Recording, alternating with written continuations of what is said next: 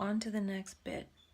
I can feel this process winding down, and maybe it's because these insights are kind of old and I don't know how much longer I want to talk about this stuff. The system of thought, psychosis, distress is like venom. It immediately makes the heart race.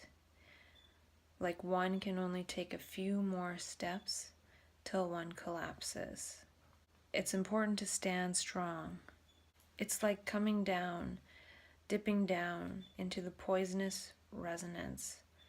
Like when one's attention is down, sit quietly at night. This is why it happens when one falls asleep, passing through the collective thought sphere. Thought-osphere, a prison bubble of thought.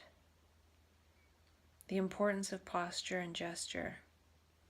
Mania as attraction, diversion into beauty. This is the fuel, and it grows us and the brain.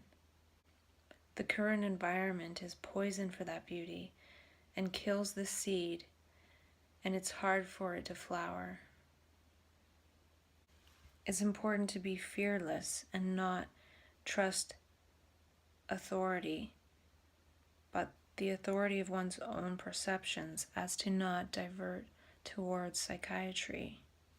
And it seems we're trying to cultivate positive thoughts and positive emotions, but these are very limited functions of the brain.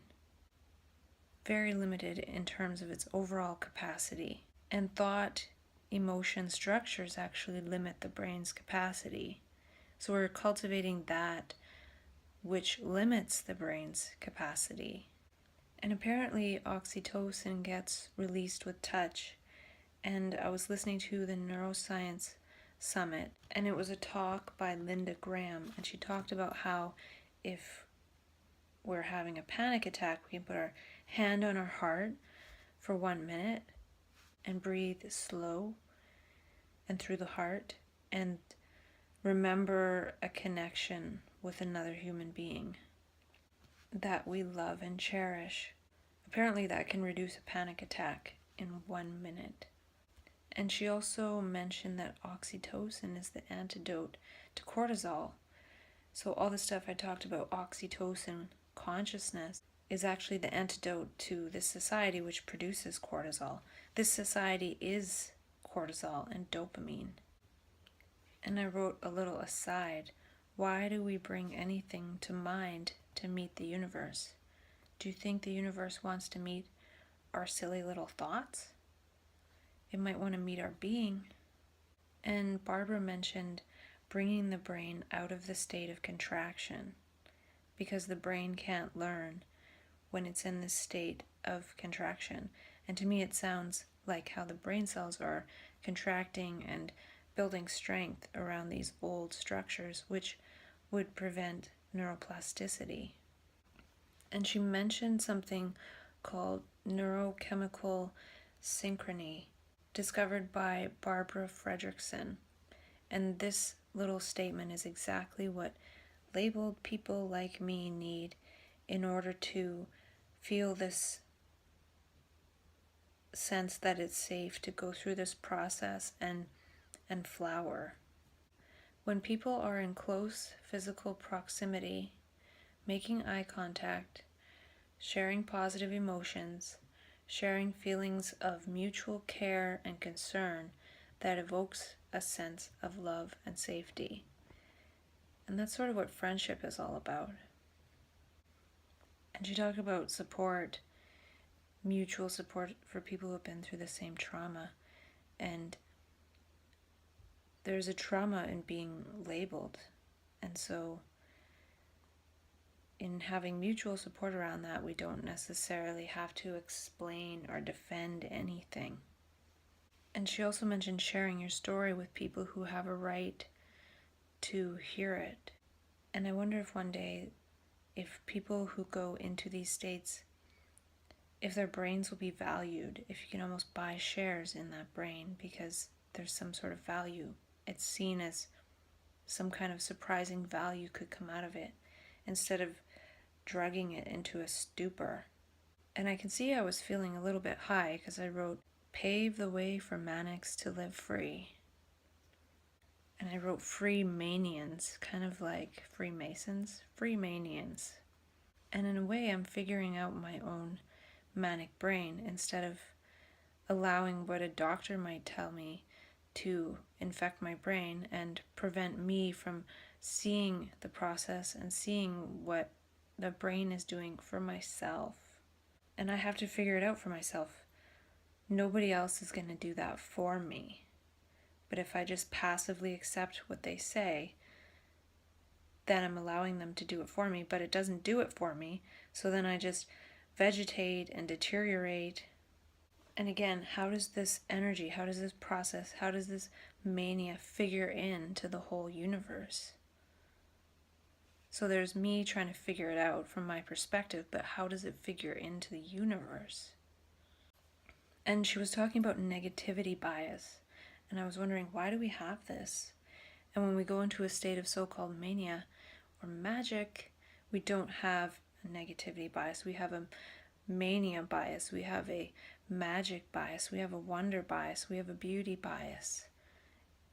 Maybe these are faculties of the brain that need to be jump-started in all of us. And we're always telling ourselves our own story.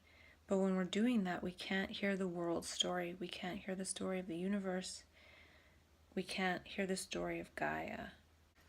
So as I'm sitting here, I'm kind of thinking I could edit my blog in such a way that some of the entries are background to some of how I've come to where I am now.